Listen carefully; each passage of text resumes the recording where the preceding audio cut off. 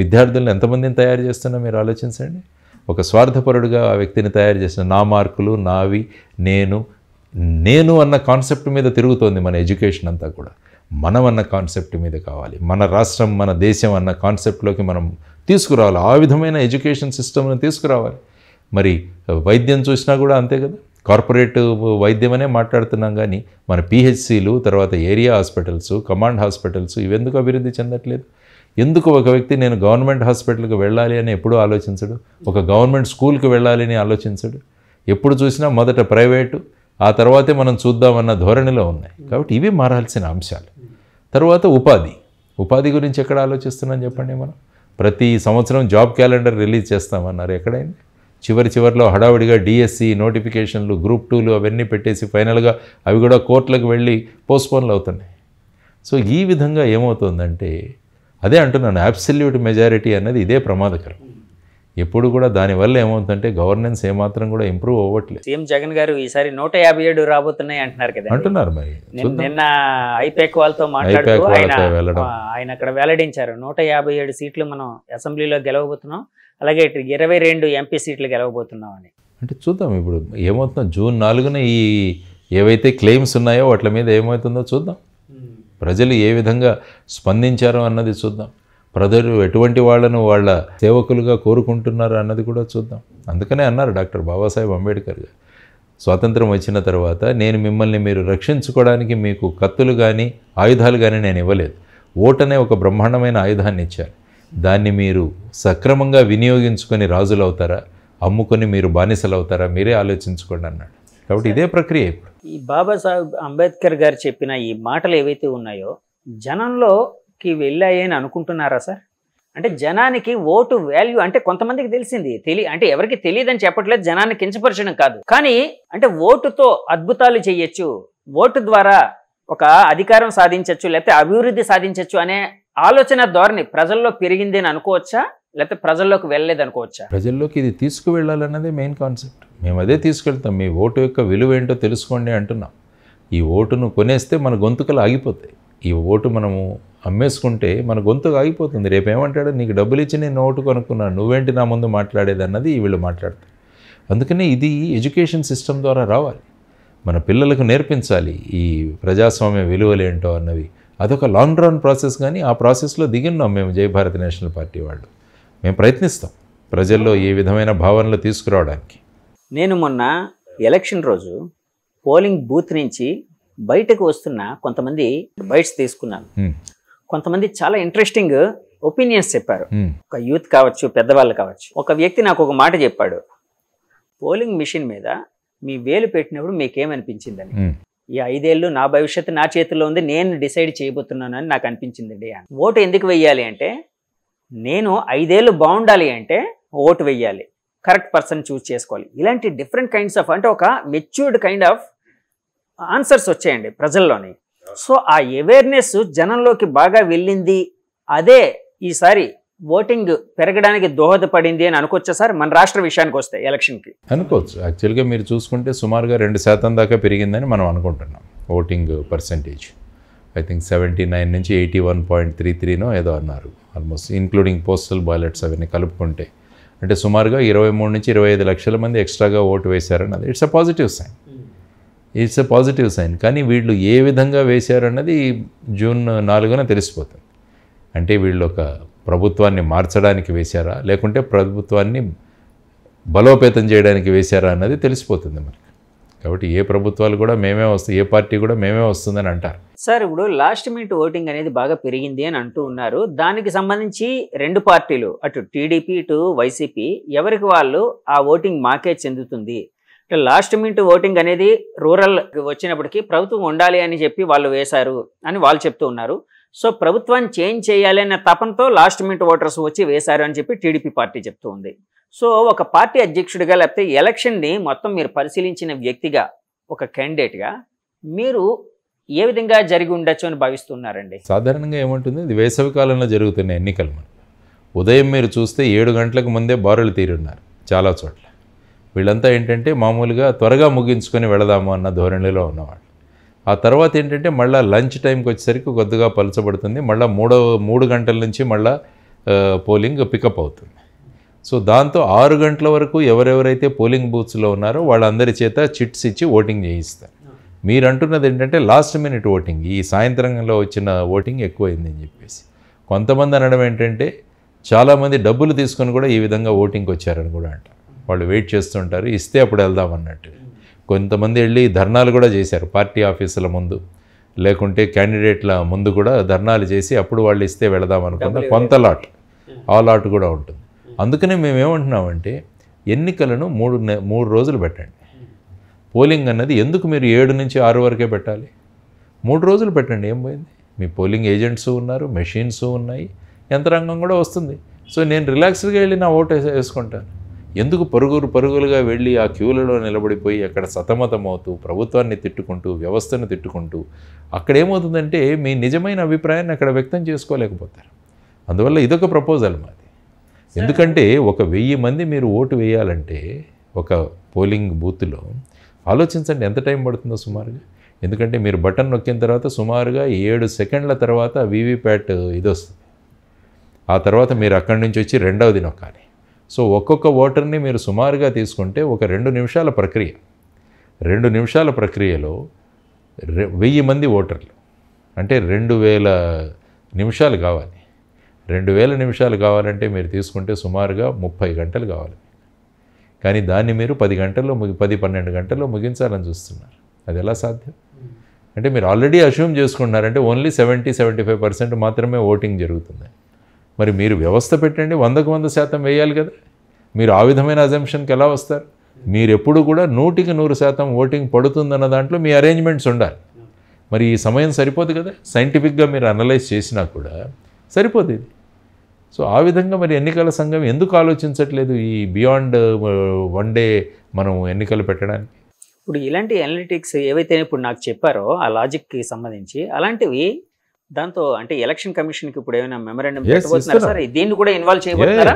మేము చెప్తున్నాం, ఒక బూత్లో మీకు 1400 ఓట్లు ఉన్నాయి. మరి ఆ బూత్లో ఎలా అవుతుందండి మీకు?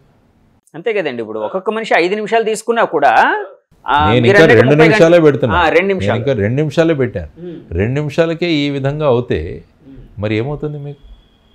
ఆలోచించండి మీరు అందరూ కూడా. సార్ ఇప్పుడు 3 రోజుల ఎలక్షన్ అన్నారు కదా, కానీ 3 రోజుల ఎలక్షన్ పెడితే పార్టీలు ప్రజల్ని అంటే ఫస్ట్ డే ఒక ఫర్ ఎగ్జాంపుల్ ఒక 20%, 30% ఓటు వినియోగించుకున్నారు, ఇంకా 70% ఉందనుకోండి. ఆ 70%ని ఇన్ఫ్లుయెన్స్ చేసే ఇది ఉంటుంది కదండి ఎంతో కొంత. లేకపోతే వాళ్ళే ఆ ప్రజలే అంటే పార్టీ సానుభూతి పరులు వాళ్ళు అవతల వాళ్ళని ఇన్ఫ్లుయెన్స్ చేసే అవకాశం కూడా ఉండొచ్చు కదా. ఇన్ఫ్లుయెన్స్ చేయడం అంటే ఓటింగ్ రమ్మని ఇన్ఫ్లుయెన్స్ చేస్తారు, ఆ తర్వాత ఓటింగ్ ఓటు వెయ్యమని ఓటు పలానా వ్యక్తికి మాత్రమే వెయ్యమని. అది క్యాంపెయినింగ్ జరుగుతూనే ఉంది.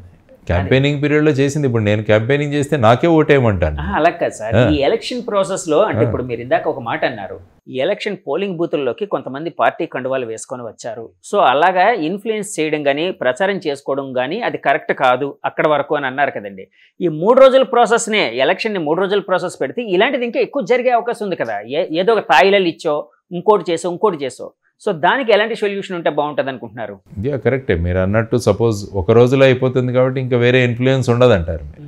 కానీ ఇన్ఫ్లుయెన్స్ చూసుకుంటే వారు ప్రతి గంటకు ఇన్ఫ్లుయెన్స్ చేస్తున్నారు. వారు మీరు చూసుకుంటే సాయంత్రం వెళ్ళి అక్కడ కూర్చొని డబ్బులు పంచేవాళ్ళు, డబ్బులు మిగతా వాళ్లకు తాయిలాలు ఇచ్చేవాళ్ళు, తాయిలాలు ఇవన్నీ కూడా అవుతుంది. కానీ ఇటువంటి విధానాన్ని మనం ఎందుకు అడాప్ట్ చేసుకోవాలంటే సైంటిఫిక్గా ఒక 10 గంటల్లో మీరు చేయలేరు, 10-11 గంటల్లో మీరు చేయలేకపోతున్నారు. సో సైంటిఫిక్గా మీరు ప్రూవ్ చేసుకోవచ్చు, స్టాటిస్టికల్గా చూసుకుంటే కూడా ఒక బూత్లో ఇంతమందిని మీరు ఓట్ చేయరు. కాబట్టి దానికనే 500కి ఒక బూత్ పెట్టండి, లేకుంటే 500 మందికి ఒక బూత్ పెట్టండి, అయిపోతుంది. హ్యాపీగా కంఫర్టబుల్గా అవుతుంది మీకు. సో ఆ విధంగా చేయాల్సిన ఇన్ఫ్రాస్ట్రక్చర్ని డెవలప్ చేయాల్సిన బాధ్యత ఎన్నికల సంఘం మీద ఉంది. కాబట్టి ఇది ఆలోచించాలి ముఖ్యంగా. ఈ మధ్య ఒక వాదన వినిపించింది సార్ నాకు, అంటే ఆన్లైన్ ఓటింగ్ అనేది కొంతమందికి మాత్రమే, అంటే ఉద్యోగులు and election postal ballot. So అలా ఉంది కదా, ఇలాంటిది ఆన్లైన్ ఓటింగ్ గా కన్వర్ట్ చేస్తే జనం అంతా కూడా ప్రాపర్ గా దాన్ని వినియోగించుకునే అవకాశం ఉంది కదా అని అంటూ ఉన్నారు. సో దానికి సంబంధించి మీ ఆలోచన ఏంటి సార్?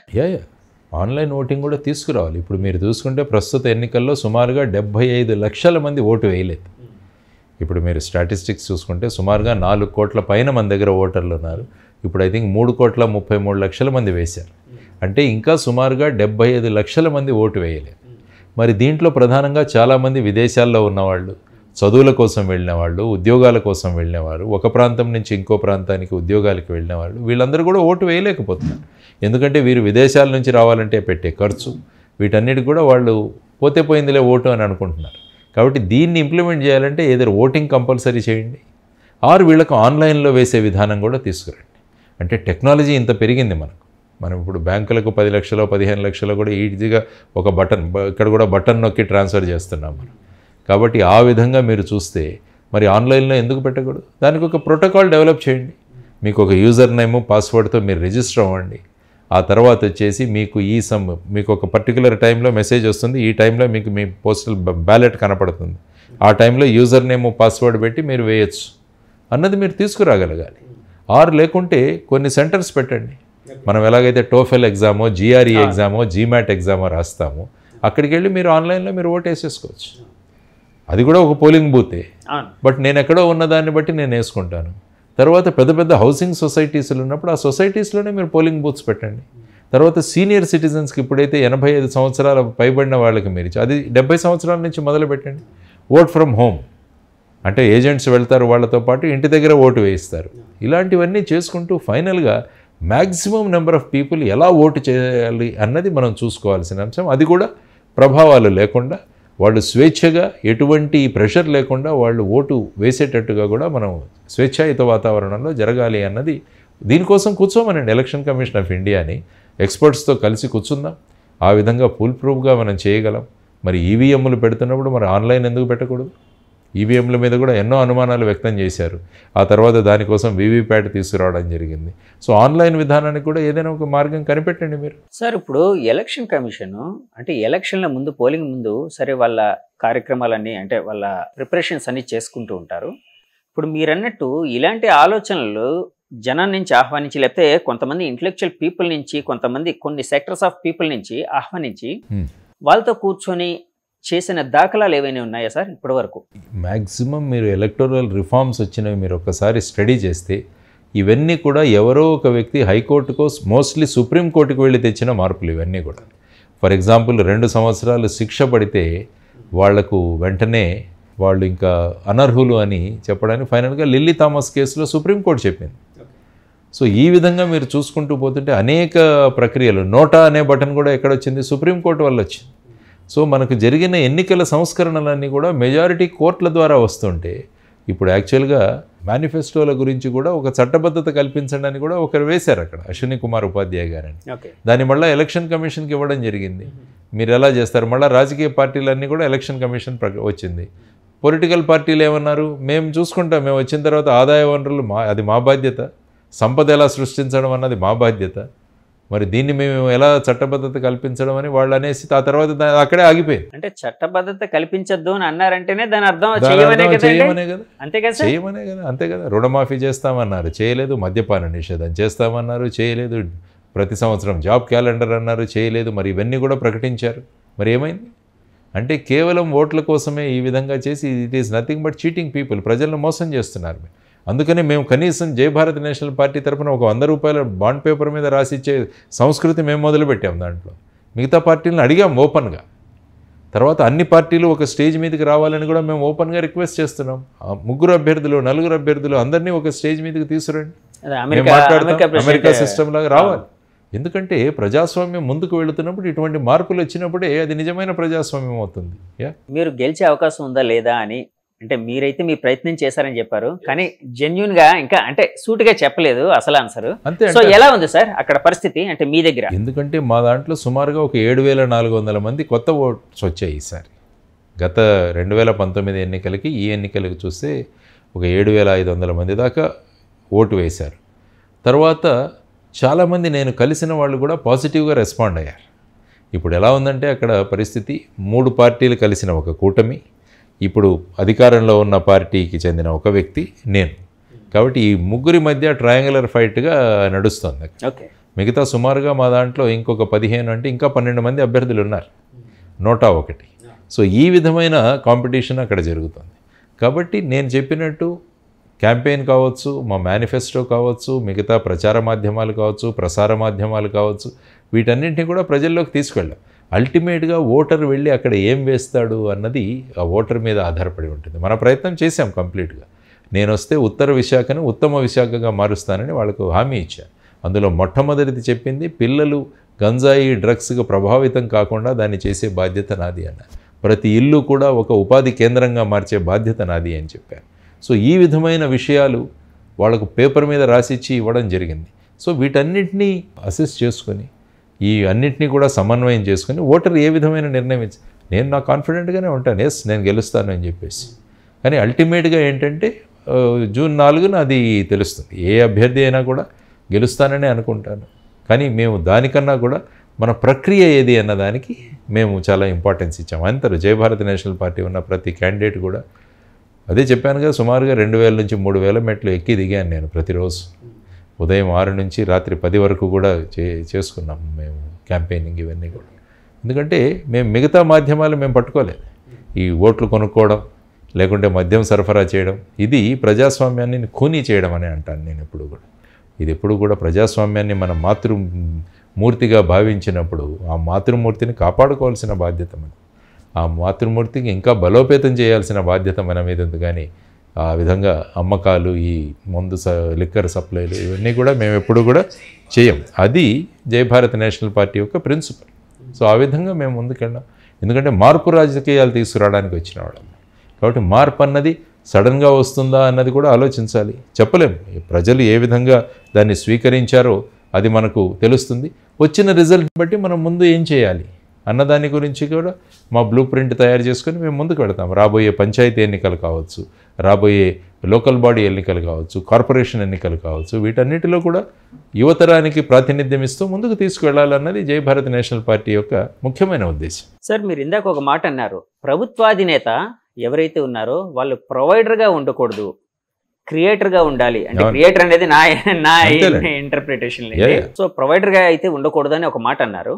సో ఇవే మాటలు ఆ మధ్య చాలా famous political adviser Prashant Kishor ఒక ఇంటర్వ్యూలో చెప్పారు. ఓకే, జగన్మోహన్ రెడ్డి గారు ఒక ప్రొవైడర్గా మారిపోయారు, సో అది ఒక విధంగా ఆయన్ని దెబ్బతీస్తుంది అని చెప్పారు. సో దాన్ని అంటే అందులో నిజం ఉందని అనుకోవచ్చా, లేకపోతే ఆయన ఏదైనా ఇంకొక పార్టీకి అంట కాగుతూ, లేకపోతే ఇంకో పార్టీ అంటే టీడీపీని సపోర్ట్ చేస్తూ చెప్పిన మాటలుగా భావించాలా? అంటే నాకు ప్రశాంత్ కిషోర్ గురించి తెలిసిన విషయాలు ఏమంటే ఆయన ఐ థింక్ ఆయన ఐపాక్లో ఇప్పుడు లేడని నేను విన్నాను. లేరు. తను కూడా ఒక అవుట్ఫిట్ ఏదో పెట్టుకుని బీహార్లో ఆయన మొదలు పెట్టారు. కానీ అందులోంచి ఇప్పుడు బయటకు వచ్చేసి 25వ సంవత్సరానికి బీహార్లో అసెంబ్లీ ఎలక్షన్స్ ఉన్నాయి. ఆ టైంలో అది ఒక శక్తిగా మేము ఉద్యమిస్తాం అన్నట్టుగా ప్రశాంత్ కిషోర్ ఎప్పుడూ చెబుతుంటారు. నేను ఎక్కడో ఆర్టికల్స్ కానీ చదివినప్పుడు నేను విన్న విషయం. కాబట్టి ఆయన ఏమన్నాడంటే ఈ ఎన్నికల్లో ఈ ప్రభుత్వానికి ఏ విధమైన రిజల్ట్స్ వస్తున్నది కూడా ఐ థింక్ ఆయన చాలా ఇంటర్వ్యూల్లో చెప్పాడు. అంటే మీరన్నట్టు అది, ఎందుకంటే అతను నేను ఏ పార్టీలో ఇప్పుడు సపోర్ట్ లేనని కూడా మాట్లాడిన వ్యక్తి. కాబట్టి ఒక భూమిక ఏంటి, చీఫ్ మినిస్టర్ యొక్క భూమిక ఏంటి అనేది నేను కూడా మాట్లాడాను. అవే విషయాలు ఆయన కూడా చెప్పారని మీరు అన్నారు. నాకు తెలియదు ఆయన ఏ ఇంటర్వ్యూలో ఇచ్చారో కానీ అన్నారు. ఎందుకంటే జనరల్గా ఏంటంటే ఒక ముఖ్యమంత్రి అన్న వ్యక్తి ఆయన ఈ షుడ్ బి ఏ ఫెసిలిటేటర్. అన్ని రంగాలలో రాష్ట్రం డెవలప్ అవుతుందని భావించాల్సిన వ్యక్తి. జస్ట్ ప్రొవైడర్గా నేను ఈ సంక్షేమ కార్యక్రమాలు మాత్రమే ప్రొవైడ్ చేస్తాను అంటే ఏమవుతుందంటే అది రాష్ట్రానికి నష్టం. అది రాష్ట్రం అన్ని రంగాల్లోనూ అభివృద్ధి చెందలేదు. అది ఎందుకంటే అదే అన్నాను, ఎవరికి ఏం కావాలంటే అది ఇవ్వగలగాలి. మీరు ఉద్యోగం కావాల్సిన వారికి ఉద్యోగాలు, ఎవరు విద్య కావాలనుకుంటే వాళ్ళకు విద్య, ఈ విధంగా చేసుకుంటూ వెళ్ళాలి. కానీ నేను అందరికీ సంక్షేమం చేస్తానంటే ఎలా సరిపోతుందండి? అది సపోజ్ నాకు ఉద్యోగం ఇస్తే నాకు చాలు, నాకు ఇంకా సంక్షేమం అవసరం లేదు. కాబట్టి జయభారత్ నేషనల్ పార్టీ ఏం చెప్పిందంటే ఉపాధి అన్నది మా ఇప్పుడు ఆపరేషన్ లేకుండానే మోకాళ్లకు ప్లాస్మా ట్రీట్మెంట్, మీ ఆర్థోపెడిక్ సమస్యలన్నిటికీ రోబోటిక్ టెక్నాలజీ ద్వారా తక్కువ ఖర్చుతో శాశ్వత పరిష్కారం, ఫ్రీ కన్సల్టేషన్, ప్రతి ట్రీట్మెంట్ పై 20% డిస్కౌంట్. ఈ ఆఫర్ కొద్ది రోజులు మాత్రమే, త్వరపడండి. V9 hospitals 9281465842.